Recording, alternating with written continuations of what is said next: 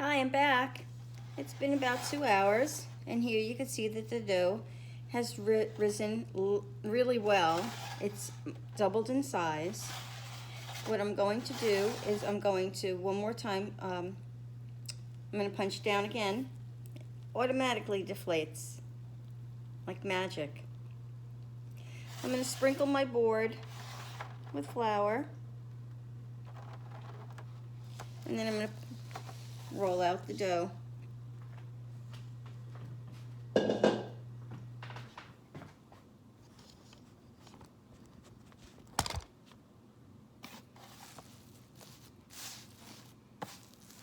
Has a nice airy feel, filled with life. Watch, look how it still bounces back. I'm going to give it a little bit of flour on my hands, a little bit of flour here.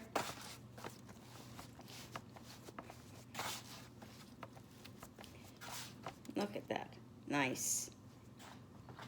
See it?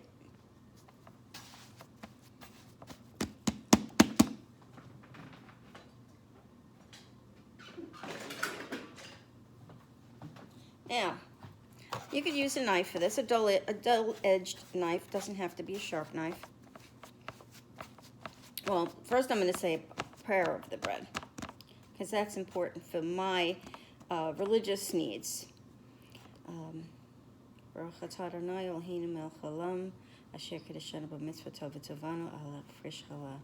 This is Challah. This is what's considered to be the sacrifice from the days of old.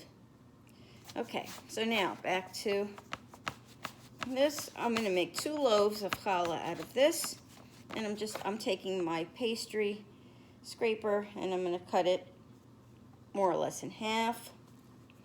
Again, you could use a butter knife to do this. Put this off to the side.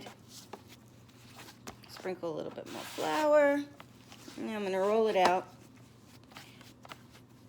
and I'm going to shape it. I think I'm going to try a 6 braid. If it doesn't work, I'll take it apart and I'll do a different size. So to do that, I need to get 6 pieces that are more or less the same. I could already tell that needs a little more. I break each of those up.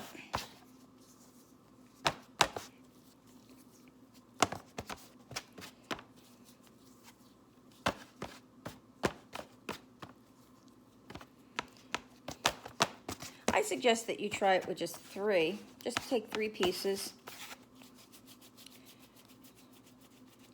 That's how I like to do it. Some people like to roll it out on the counter, rolling the edges thinner than the middle. See how that's a little bigger in the middle? But I like to start it out in my hands. Get all the air pockets out.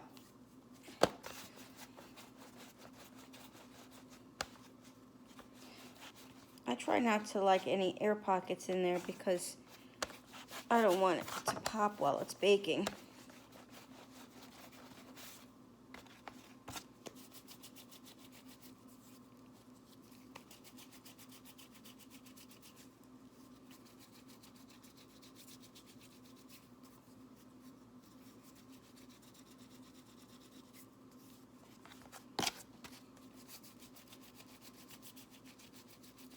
You can really make it in any shape that you want. You can make little rolls out of this. You can make a regular braid as if you were braiding your own hair or your child's hair.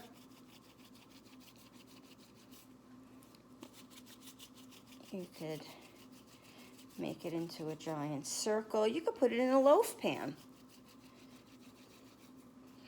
When I'm finished shaping it, it still has to rise again until about double in size. That will take about another half hour or so to an hour to accomplish. I'll tell you what I'm not doing. During this crazy time that we have with getting food, I'm not going to egg the top of it.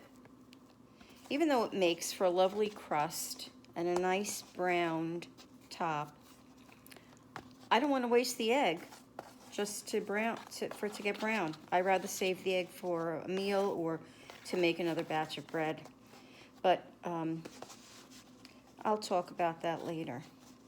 So now I have all 6 pieces. I'm going to separate them so they're 3 on each side. And this might involve a little bit of magic, but trust me, I will mess this up and redo it.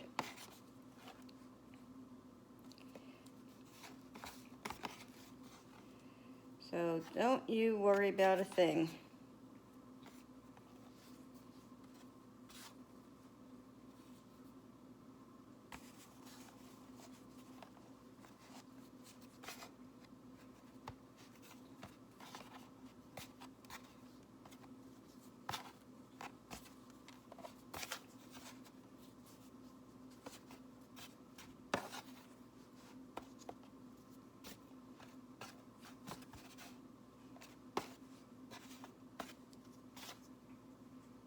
I wish I could tell you what I'm doing, but I don't know.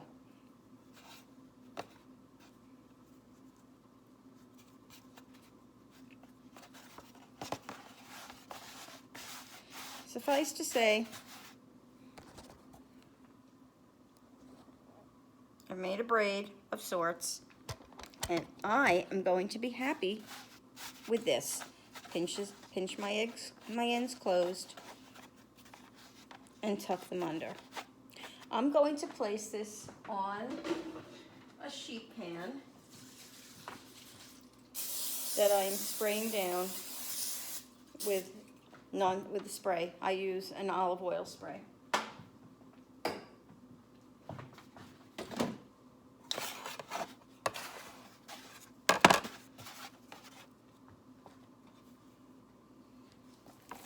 And now for my next one. That came out pretty well considering I didn't know what I was doing. It's always hit or miss, but I absolutely love playing with the finished dough.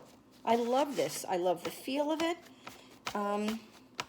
It gives me a lot of joy to be able to make bread for my family and my friends. I really, really enjoy it.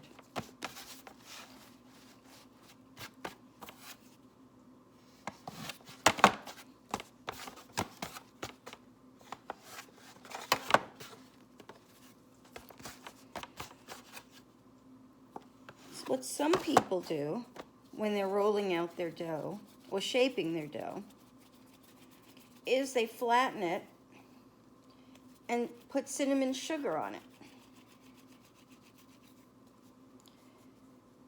That makes it for a lovely sweet dough.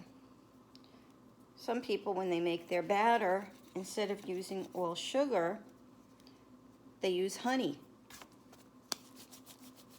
There are so many variations of making a good challah bread.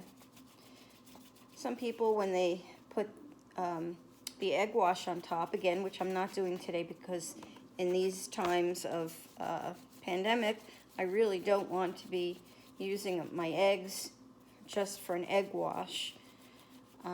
Normally, I would take an egg, crack it in a clear bowl, check it to make sure that there were no blood spots, and then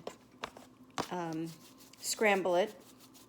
And using my pastry brush, I would very gently paint the egg wash on top of my dough that I had just braided and or shaped. And then you leave it to rise for a second time after it's been shaped. Before you bake it, you paint it with the egg wash again, and at that time you could add your topping. Some people put on sesame seeds, some put on poppy seeds, some people put on everything but the bagel type of mix of sesame seeds, black and white, and salt and garlic with an onion. There's so many variations that one can do, and it's really just personal preference and what your family loves to taste. What brings you, that's your comfort food. That's what the memories are going to be made out of. What mom or dad made, how they made their challah when they were growing up. So now I'm going to try this again by switching up.